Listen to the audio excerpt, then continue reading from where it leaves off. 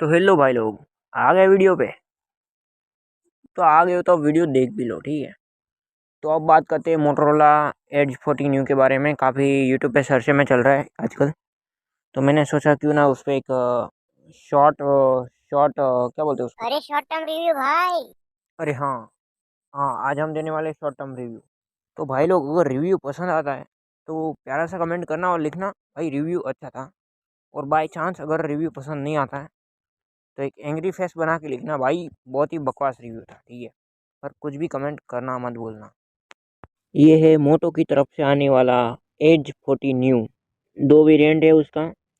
8 GB के साथ 128 GB का स्टोरेज मिल जाएगा और 12 GB के साथ 256 GB का स्टोरेज मिल जाएगा। एज 40 न्यू के अंदर जो प्रोसेसर लगा हुआ है वो डायमेंसिटी 7030 है, ऑक्टा कोर के साथ।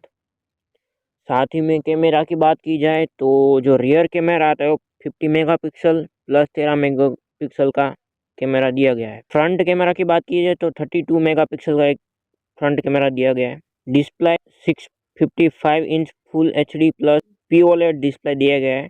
5000 mAh का बैटरी दिया गया है। 5G सपोर्ट करता है। सिम की बात करें तो डुअल सिम लगा सकते हो। मेमोरी कार्ड स्लॉट इसमें नहीं दिया गया है और साथ ही में ऑडियो जैक भी नहीं दिया गया है।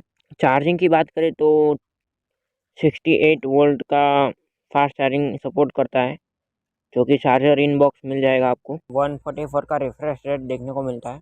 इसमें कर्व डिस्प्ले है। इन डिस्प्ले फिंगरप्रिंट देखने को मिलता है। तो आपको इस फ़ोन के अंदर IP68 का रेटिंग देखने को मिल जाएगा।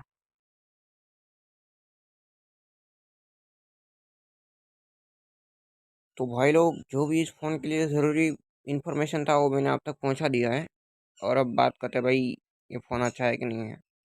तो वही सभी ब्रांड चाहती है कि उसके फ़ोन बिके, इसलिए वो अपना बेस्ट देने की कोशिश करते हैं। तो सभी फ़ोन अच्छे ही होते हैं।